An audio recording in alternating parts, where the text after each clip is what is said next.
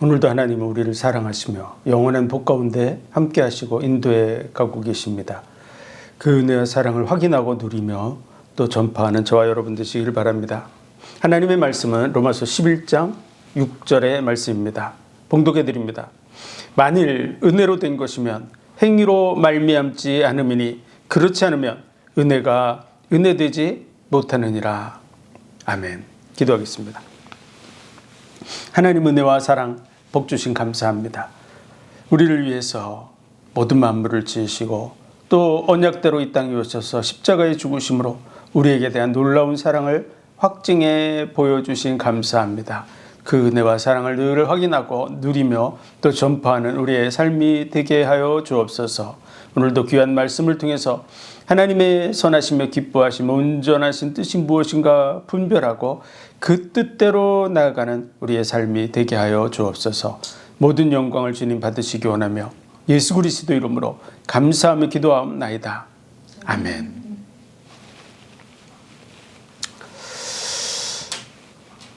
에베소서 2장에 보면 너희가 그 은혜를 인하여 믿음으로 말미암아 구원을 받았으니 이것이 너희에게서 난 것이 아니요 하나님의 선물이라. 행위에게서 난 것이 아니니 이는 누구든지 자랑치 못하게 하려 함이라고 말씀하고 있습니다.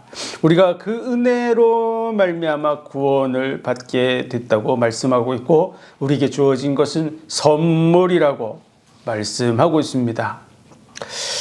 우리가 구원을 얻는 부분에 대해서 왜 하나님의 은혜가 아니면 안 될까요? 오늘 본문의 말씀을 보면은 만일 은혜로 된 것이면 행위로 말미암지 않으니 그렇지 않으면 은혜가 은혜되지 못하느니라. 로마서 4장에도 만약 아브라함이 뭔가 행한 것이 있어서 받게 된다면 그것은 대가라고 싹시라고 얘기를 합니다. 그가 아무것도 행한 것이 없이 받기 때문에 은혜라고 하는 부분을 설명해 주고 있죠. 이 부분에 대해서 우리는 확실한 답을 가지고 있어야 될 줄로 믿습니다. 어떻게 하면 우리는 하나님의 은혜가 아니면 안 된다고 하는, 왜 하나님은 우리를 부르는 데 있어서 은혜가 아니면 안 되게 하셨을까요?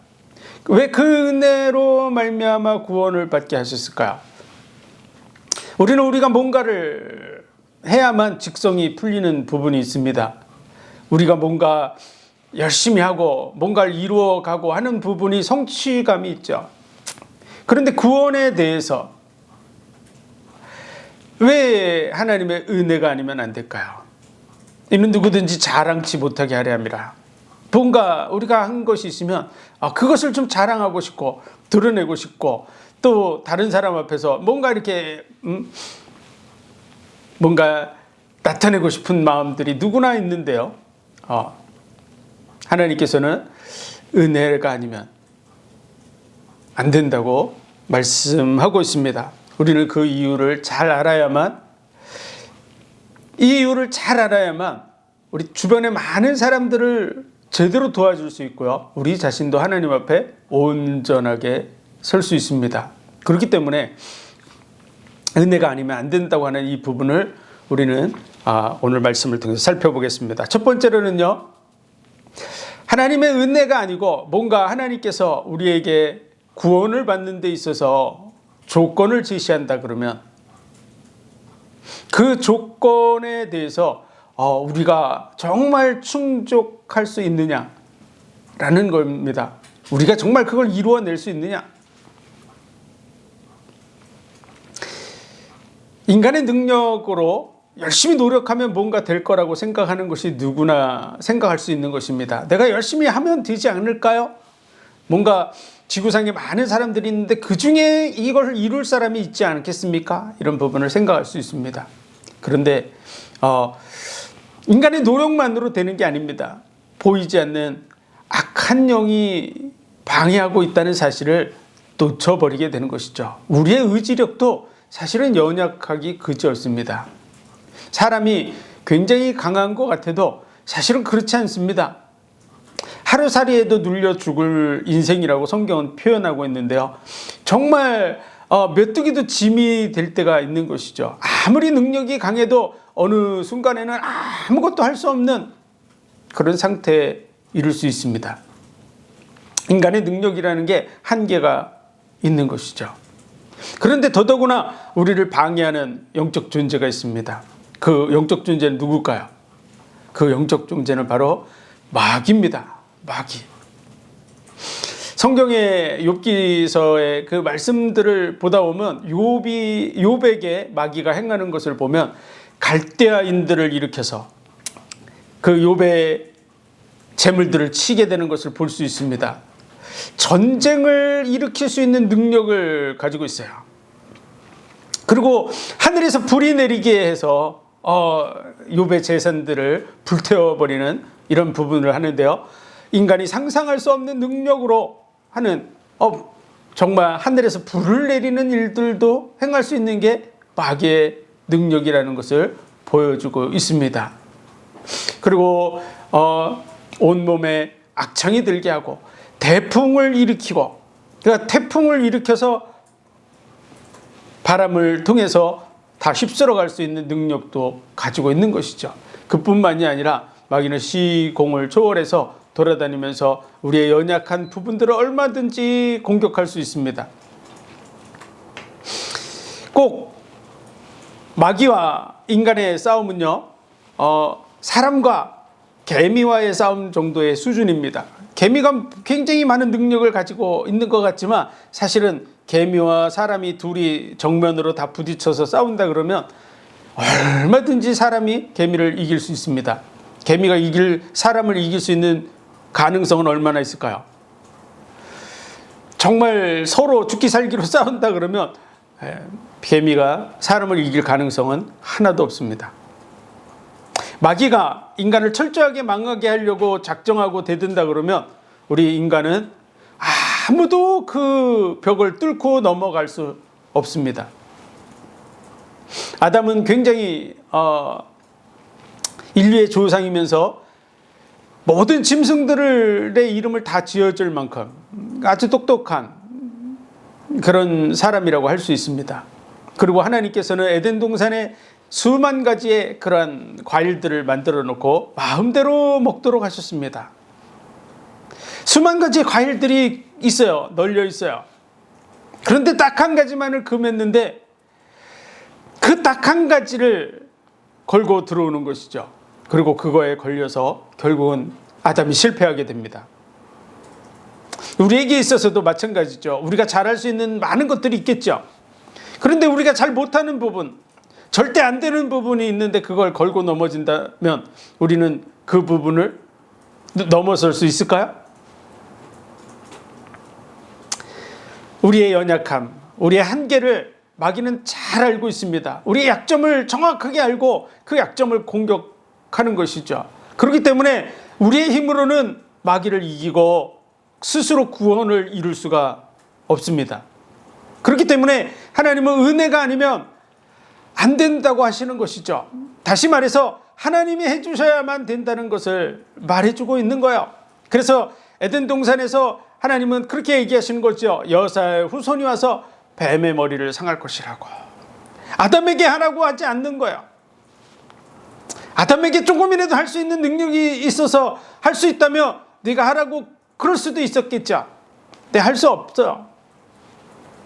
그 사실을 너무나도 잘 아시기 때문에 이 마귀 문제를 해결할 수 있는 존재는 이 우주 만물 속에 딱 한 분 창조주 하나님밖에 없기 때문에 하나님 자신이 오셔서 이 문제를 해결할 것을 말씀해 주신 것이죠. 그래서 은혜가 아니면 안 되는 이유를 우리는 알아야 됩니다. 그것은요, 우리가 어떤 것을 행하는 것을 하나님이 싫어해서가 아닙니다. 우리의 능력으로는 절대 극복할 수 없는 문제가 있기 때문에 그래요. 그 문제가 바로 마귀 문제야. 보이지 않는 악한 영이 지금도 온 세상을 활동하며 지배하고 있습니다. 사람들은 자기도 모르게 운명과 사주팔자를 예의하고 살아가고 있지만 그 운명과 사주팔자를 움직이는 영적 존재가 누군지를 모르고 있는 거야. 그 바로 마귀예요. 12지신이라고 말하는 그 12지신, 12개의 신이다 이런 뜻이죠. 그 12개의 신들에 의해서 인생 스케줄을 만들어 놓고 움직이고 있는 영적 존재, 이 동양에서 그러한 역사를 이루는 영적 존재, 그 마귀죠. 그리고 전 세계의 수많은 종교의 배후 속에서 역사하는 영적 존재 누구냐? 마귀예요. 보이지 않지만. 그래서 결국은 시간이 지나면 마귀의 소나기에 넘어가서 영원한 멸망 속으로 가게 되는 것이죠. 아무리 인간이 노력해도 마귀를 넘어가지 못하는 거야. 그렇기 때문에 하나님의 은혜가 아니면 안 되는 줄 믿으시기 바랍니다.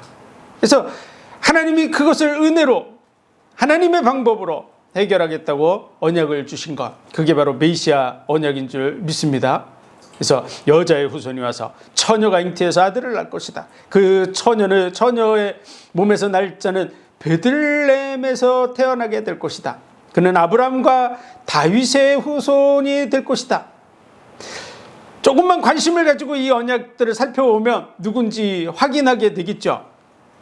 그는 예루살렘에서 죽게 될 것이다. 죽을 장소가 정해져 있죠. 베들레헴에서 태어난 분인데 예루살렘에서 죽는 분이라고, 그거 누군지 찾아보면 되겠죠.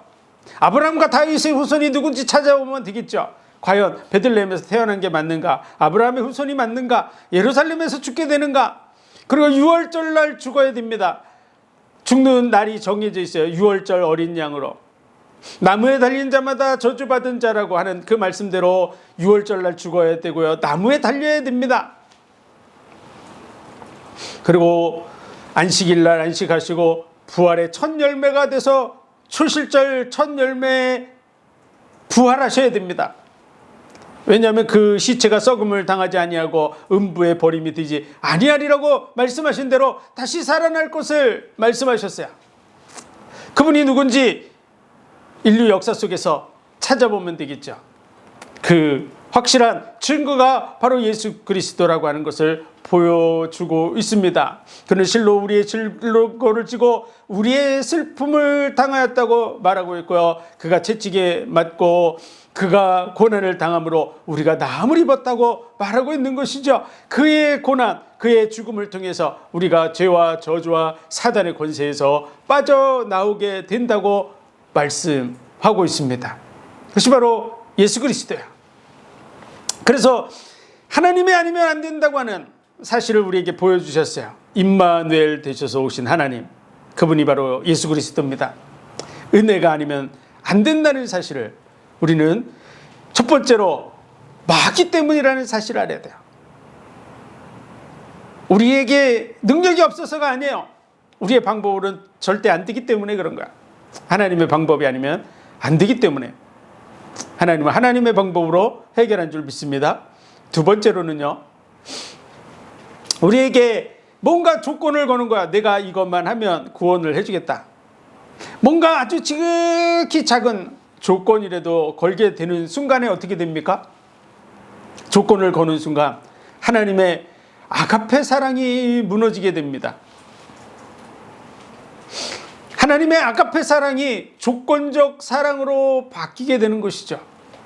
그리고 그 조건을 걸었는데 그 조건을 내가 이룬다면 어떻게 되겠습니까?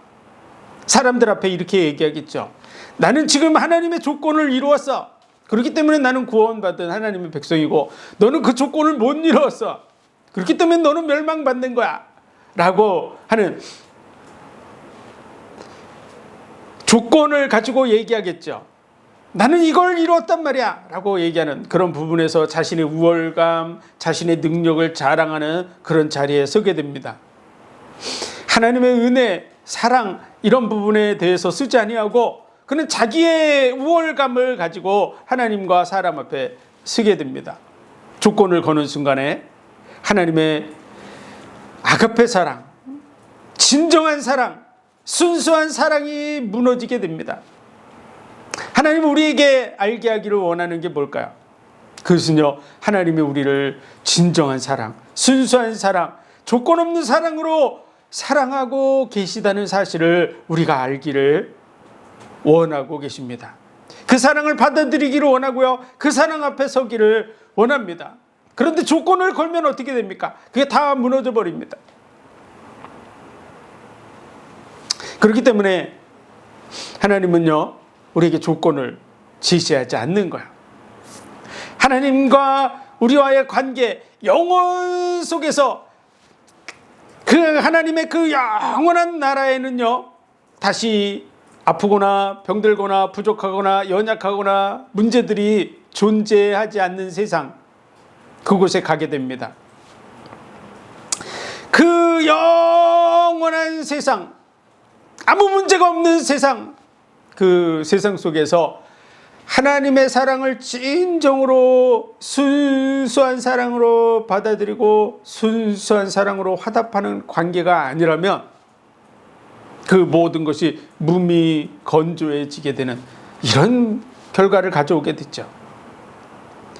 왜냐하면 부족한 게 없고 연약한 게 없고, 그렇기 때문에 그 사랑에 대한 절실함, 그 사랑이 얼마나 중요하고 얼마나 순수하고 아름답고 복되고 한 부분을 못 누리게 되는 거야. 하나님은 하나님의 그 순수한 사랑, 조건 없는 사랑을 우리에게 깨닫기를 원하고 계신 줄 믿으시기 바랍니다. 그것을 이해하기를 원하고 계신 거야. 그렇기 때문에 하나님은 우리에게 조건을 걸지 않은 것입니다. 어느 날 느부갓네살 왕이 자신의 성중을 거닐면서 그 성 꼭대기에서 이렇게 자기가 건설한 제국을 바라보면서 얘기하는 것이죠. 이 큰 바벨론은 내 능력과 내 권세로 건설하여 토성을 쌓고 이 내 위엄과 내 영광을 나타낸 것이 아니냐. 느부갓네살 왕이 볼 때는 자기의 능력, 자기의 권세, 그래서 그 능력으로 이 모든 것이 건설됐다라고 생각했습니다. 그런데 그때 하나님께서 그를 치셨죠. 그랬더니 그를 하나님이 낮추시니까 그가 밖에 쫓겨나서 짐승과 함께 풀을 뜯어먹는, 하늘 이슬을 맞고 풀을 뜯어먹는 자리에 낮아졌습니다. 그리고 그가 어느 날 제정신이 돌아올 때 깨닫는 것이죠. 천하 모든 인간을 높이시고 낮추시는 분이 계시구나. 이 말씀을 통해서 우리는 생각해 봐야 됩니다. 우리가 뭔가 능력이 있고 내가 힘이 있어서 뭔가 이루었다고 생각하고 그것을 자랑하고 드러내고 나타내기를 원하죠. 많은 사람들은 그런 생각을 갖습니다. 내가 당신보다 더 공부를 열심히 했고 더 노력을 많이 했고 내가 더 절제도 많이 했고 내가 뭔가 더 열심히 했잖아. 그러니까 내가 높임을 받는 건 당연한 거야 라고 생각할 수 있습니다. 다른 사람이 봤을 때도 야, 저 사람은 정말 밤에 2시간, 3시간밖에 안 자고 더 많이 노력하고 더 절제하고 더 머리도 좋고 뭐 대단하다 이렇게 생각할 수도 있습니다. 느부갓네살 왕도 누가 그에게 대해서 대항하겠습니까? 그런데 그 모든 것이 하나님이 주신 은혜라는 걸 느부갓네살 왕이 깨달은 것입니다. 하나님께서 주시지 않으면 짐승과 같이 쫓겨나서 하늘이 이슬을 맞으며 풀을 뜯어먹는 이런 존재가 될 수 있다는 걸 깨닫게 된 거야. 우리도 마찬가지인 줄 믿으시기 바랍니다. 내게 있는 능력이 내게서 나온 줄로 수많은 사람은 착각합니다. 그렇기 때문에 자기의 그 의를 드러내기를 원하는 거야. 그렇기 때문에 그 의가 조금만 이루어져도 어떻게 됩니까? 교만해지고 다른 사람들을 비하하고 낮추고 군림하려고 하고 하는 것이죠. 진정한 사랑은요, 그 모든 사람들을 나와 동등한 존재라고 생각하고 받아들일 수 있어야 그를 사랑할 수 있습니다.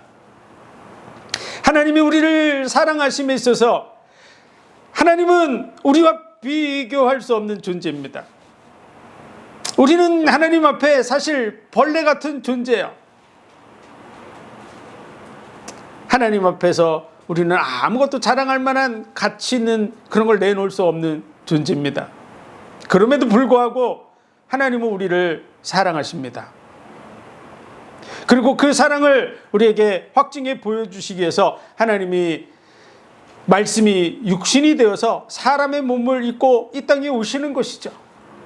자기의 영광을 취할 것으로 여기지 아니하고 종의 형상을 입어서 우리와 같이 되셨다고 말하는 거야. 우리의 아픔을 채우라고 우리의 그 연약함, 우리가 당하는 그 죽음을 경험하기 위해서 스스로 낮아지셔서 고난당하시고 죽음의 지임을 짊어지신 줄 믿으시기 바랍니다. 다시 말해서요, 하나님이 우리처럼 동일하게 낮아지셨어요. 우리와 같이 되시려고. 그분은 우리보다 존귀한 분이시지만 우리를 존귀케 하시려고 자신이 낮아지신 줄 믿으시기 바랍니다. 수많은 사람들은요, 하나님이 우리를 그냥 너는 높은 고귀한 존재야, 존귀한 존재야 라고 말하는 부분에 대해서 하나님이 너는 존귀한 존재야 라고 성경엔 말하고 있어요. 존귀에 처하나 깨닫지 못하는 자는 멸망하는 짐승 같다고 우리를 존귀케 하셨어요. 모든 만물보다 존귀케 하셨어요. 우리의 형상을 따라 우리의 모양대로 우리가 사람을 만들고 하늘에 나는 것, 땅에 기는 것, 물속에 있는 모든 것을 다스리고 정복하게 하자. 하늘도 만들고 땅도 만들되 사람이 거하게 하시려고 지으셨다고. 사람에게 모든 것을 다 허락해 주셨어요. 모든 만물보다 존귀한 존재로 하나님이 구별하셨어요. 그렇게 성경을 통해서 말씀하고 있지만 사람들의 마음속에 그것이 진정으로 받아들여지지 않아요. 왜 그럴까요? 그것은요, 하나님 원래 높으시고 우리 연약하기 때문에 그래요. 그런데 하나님께서도 동일하게 우리와 같이 하시려고 낮아지신 줄 믿으시기 바랍니다. 내가 너를 알아, 내 아픔을 알아. 나도 겪어봤어. 가난의 고통, 질고를 알고, 그리고 너의 그런 죽음의 고통을 내가 안다고 말씀하고 있는 거야. 낮아지셔서 함께 하신 줄 믿으시기 바랍니다. 그러므로 그분은 베들레헴 마구간에 태어나셨어요. 그 이름을 임마누엘이라 그랬는데요, 하나님이 우리와 함께 하신다는 뜻이야. 하나님이 우리와 함께 하시기 위해서 베들레헴 마구간에서 태어나셨어요. 여러분, 마구간이 어딘지, 성탄절이면 마구간을 만들어 놓고 집들을 깔아 놓고 거기다가 뭔가 이렇게 포대기 같은 걸 만들어 놓고 거기에 아기를 뉘우고 이런 퍼포먼스를 한다고, 그게 마구간이 아닙니다. 진짜 마구간, 그 마구간에는요 파리들이 날아다니고, 그리고 온갖 오물들이 가득한 곳, 냄새가 가득하고 더럽고 그런 곳이 마구간이에요.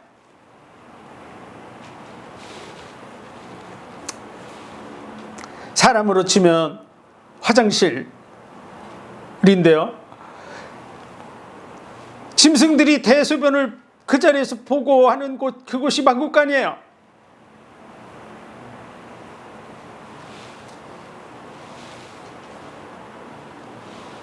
우리와 함께 하시려고 가장 낮은 곳에 찾아오셔서 가장 낮은 자리에 서서 우리가 당하는 그 고통들을 다 담당하시고 가장 극악한 형벌을 당하신 줄 믿으시기 바랍니다. 왜 그렇게 하셨다고요? 우리와 함께 하시려고, 우리를 존귀한 존재로, 내가 너를 안다고 동등한 위치로 우리를 대화하고 인정하시기 위해서 스스로 낮아지시고, 그리고 우리를 영화롭게 하신 줄 믿으시기 바랍니다. 너는 존귀한 존재라고, 내가 너를 안다고 얘기하는 것이죠. 인간들을 위해서, 사람들을 위해서 하나님께서 친히 우리를 높이시기 위해서 낮아지신 줄 믿으시기 바랍니다. 사랑은요, 상대방을 자신과 동등한 존재로 인정하는 거예요. 그래야 진정한 사랑이 이루어질 수 있어요. 왕이 어느 날 가난한 어떤 그 처녀를 아내로 맞이한다고 해서 결혼식을 했는데, 그 처녀를 여전히 종처럼 생각하고 하녀처럼 생각하고 그런다 그러면 그건 사랑이 아니에요. 그건 주종관계이죠. 그것은 귀천을 따져서 귀하고 존귀한, 자신은 존귀한 존재고 이 사람은 천민이라고 생각하는 부분이 여전히 남아있는 것이죠. 진정한 사랑이 이루어질 수 없습니다. 진정한 사랑은요, 상대방을 나와 동등한 위치로, 동등한 인격으로 대우해 주는 것입니다. 그래서 동등한 교제를 이루는 그런 관계가 사랑인 줄 믿으시기 바랍니다. 그래서 하나님께서는요, 우리 하나님의 사랑을, 그 순수한 사랑을 깨닫게 하시려고 하나님께서 우리에게 아무 조건도 걸지 않는다는 사실을 믿으시기 바랍니다. 그래서 그 사랑 앞에 서야 돼요. 진정한 아가페 사랑이 뭔지를 알게 하시려고. 그것이 바로 하나님께서 은혜가 아니면 안 되게 하신 것인 줄 믿으시기 바랍니다. 아가페 사랑. 그 아가페 사랑이 뭔지를 알아야 우리가 그 순수한 사랑으로 하나님과 교제할 수 있습니다. 그것이 하나님께서 우리에게 보여주시려고 하는 세 번째 조건입니다. 그것이 바로 하나님께서 모든 것을 다 하신 이유예요.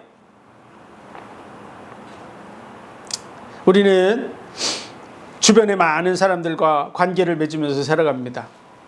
그 많은 관계의 대부분은 조건적 관계입니다.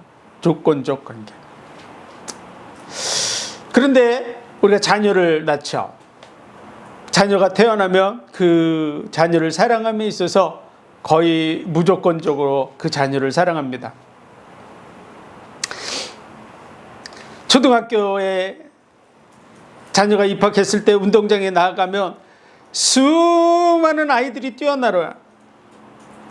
어떤 아이들은 공을 잘 차는 아이도 있고, 달리기를 잘하는 아이도 있고, 줄넘기를 잘하는 아이도 있고, 이쁜 아이도 있고, 키가 큰 아이도 있고, 뭔가 수많은 아이들이 있어요.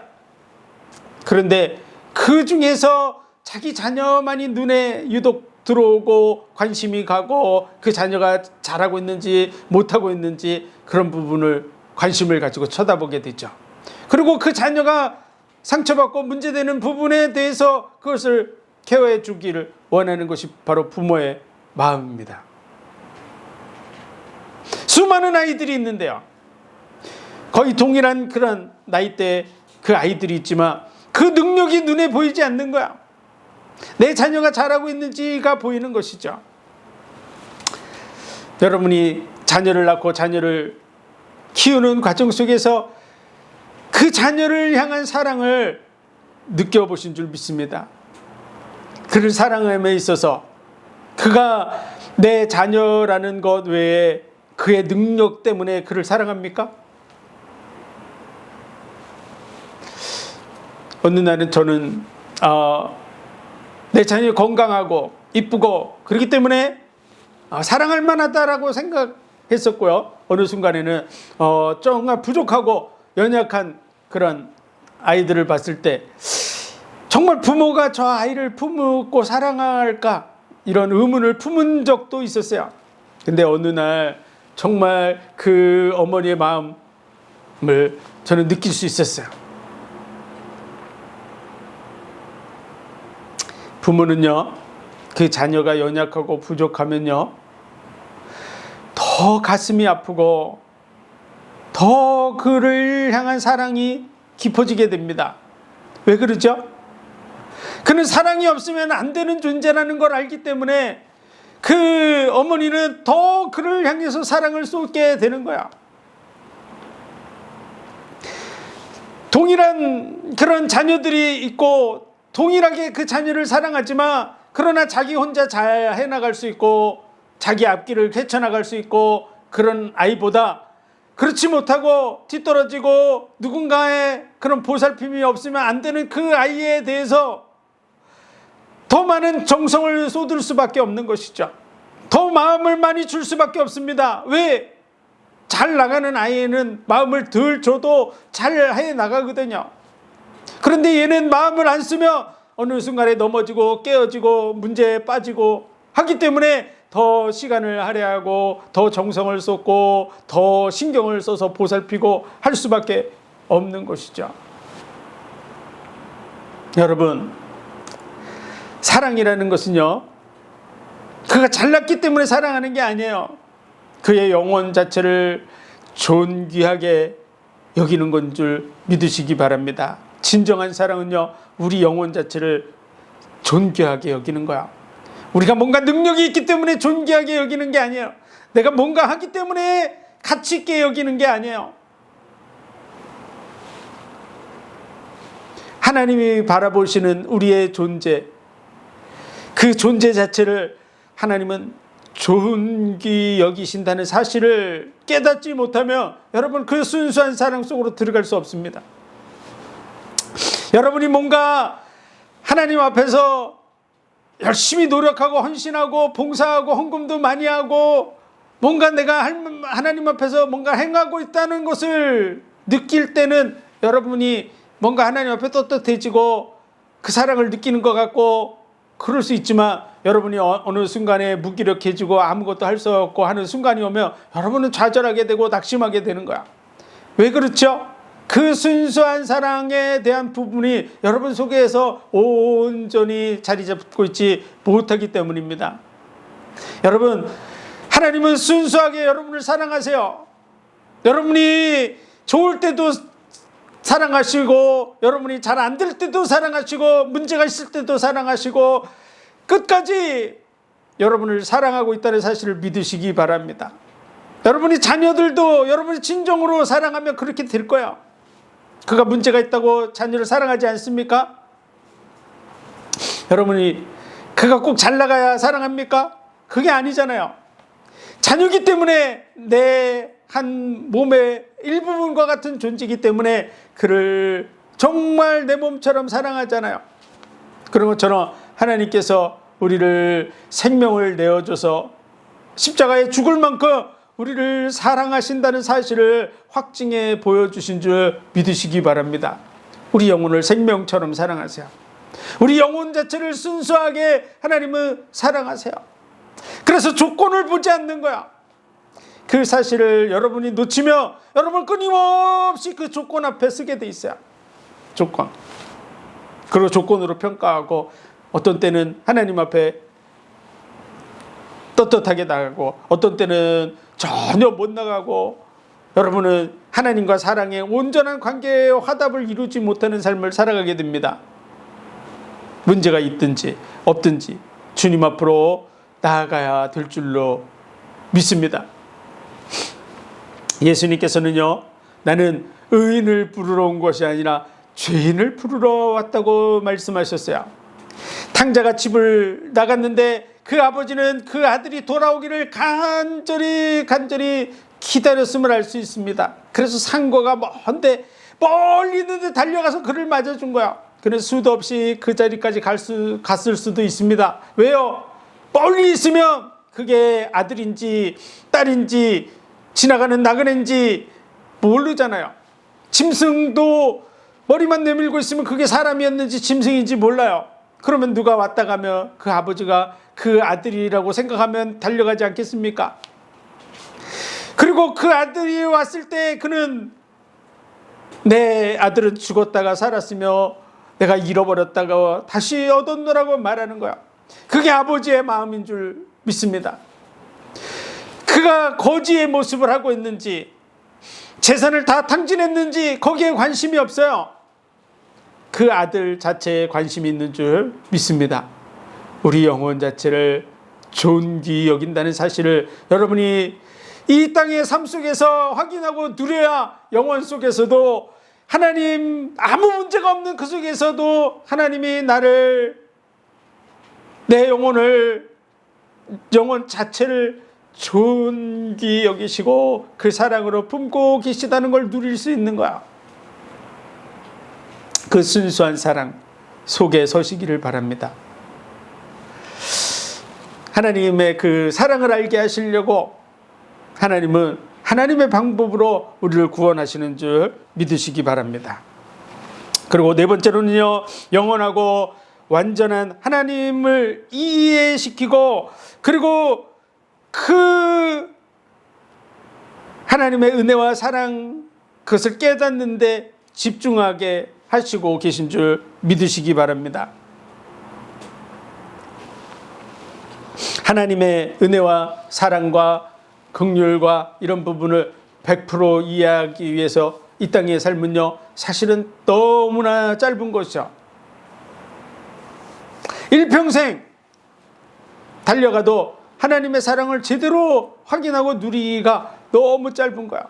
그렇기 때문에 하나님은요, 인류 구원에 대한 부분, 하나님의 그 은혜와 사랑을 깨닫게 하는 부분에 있어서 온전히 집중하신 줄 믿으시기 바랍니다.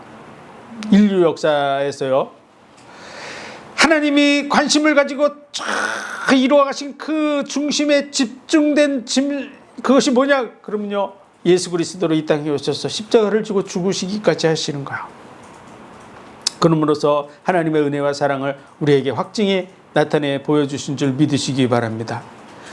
그 은혜와 사랑을 우리가 깨닫는데 일평생을 노력해도 안 되기 때문에 하나님은요, 다른 시간을 허비할 시간이 없어요. 그래서 우리의 삶의 그 은혜와 사랑을 깨달을 수 있도록 끊임없이 확인시키고 확인시켜 나가는 줄 믿으시기 바랍니다. 다시 말해서요, 우리가 하나님과 온전한 사랑을 이루기 위해서는요, 우리 자신도 집중해야 될 줄로 믿습니다. 하나님께서 이렇게 말씀하시는 거죠. 너희는 마음을 다하고 뜻을 다하고 목숨을 다하여 주 너의 하나님을 사랑하라. 마음을 다하고 뜻을 다하고 목숨을 다하여 주 너의 하나님을 사랑하라고 이렇게 말씀하고 있는데요, 마찬가지로 하나님께서도 마음을 다하고 뜻을 다하고 목숨을 다해서 우리를 사랑하신 줄 믿으시기 바랍니다. 하나님께서 마음을 다하고 뜻을 다하고 목숨을 다해서 우리를 사랑하셨기 때문에 우리에게도 마음을 다하고 뜻을 다하고 목숨을 다해서 사랑하라고 말하는 거야. 온전한 사랑 관계를 이루기 위해서 온전히 하나님이 그 일에 집중하고 계시다는 사실을 믿으시기 바랍니다. 하나님의 관심이 내가 정말로 하나님의 사람으로 온전히 거듭나서 마음을 다하고 뜻을 다하고 목숨을 다해서 하나님을 사랑하는 하나님의 자녀가 되는데 모든 것을 집중하고 있다는 사실을 알아야 됩니다. 그게 하루아침에 이루어지지 않기 때문에 그래요. 우리는 수많은 시간들을 허비하고 있죠. 근데 바울은 어느 날 깨달았습니다. 내가 알던 모든 것, 율법으로는 흠이 없이 했던 모든 것들 다 배설물과 같이 여긴다고, 그것을 다시 만지고 싶지 않아요. 여러분, 배설물이 있으면 그걸 2번, 3번 만지작거리고 싶은 마음이 듭니까? 배설물과 같이 여기고 그리스도 안에서 발견되기 위해서 달려간다고. 그리스도를 아는 지식이 가장 고상하다고. 예수 그리스도를 더 깊이 알아가고 그 은혜와 사랑 안에서 자신이 발견되기 위해서 표대를 정하고 달려간다고. 그 사랑의 높이와 깊이와 넓이가 어떠함을 깨달아서 그 충만하신 것으로 충만하기를 원한다고. 모든 것을 집중해서 그리로 달려가기를 원하는 마음이 바울의 마음속에 있는 줄 믿습니다. 마찬가지로 우리도 그리로 가야 돼요.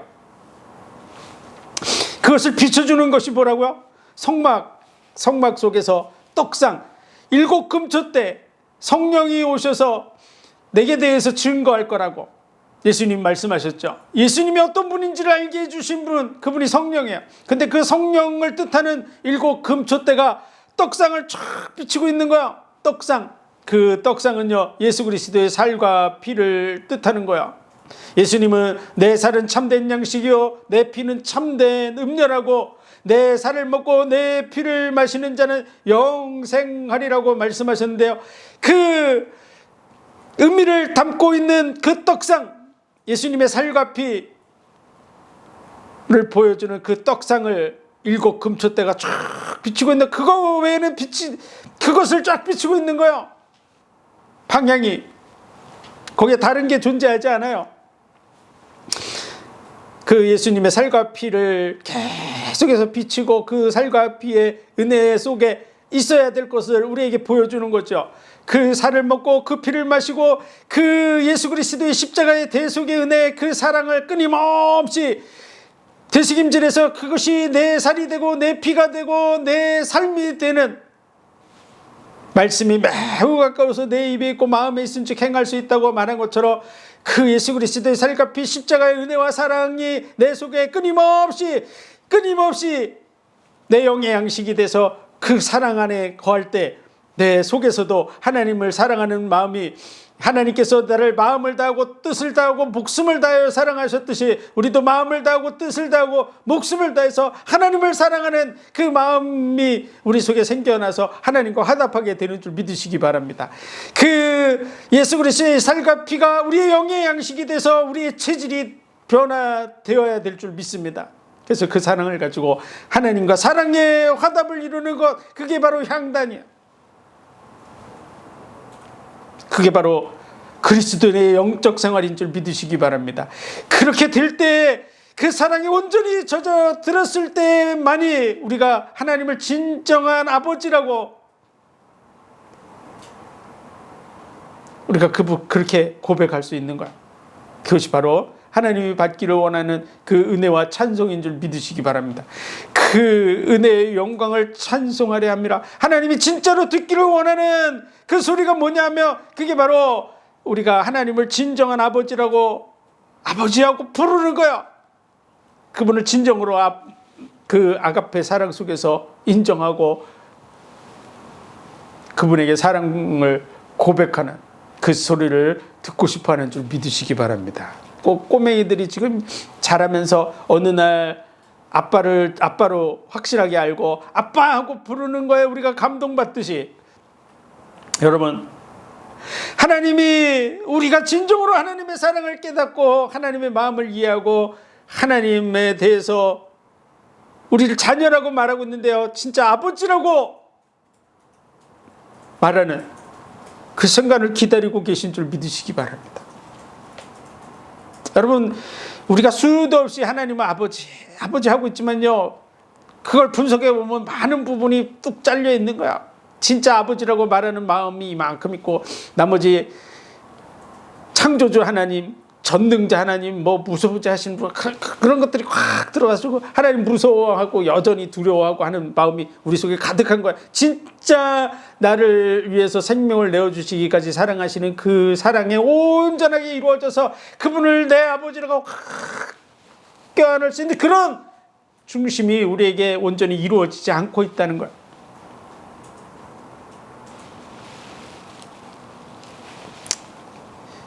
우리의 중심이 온전히 변화돼서 진정한 아들의 중심이 되시기를 주의 이름으로 축원드립니다. 여러분,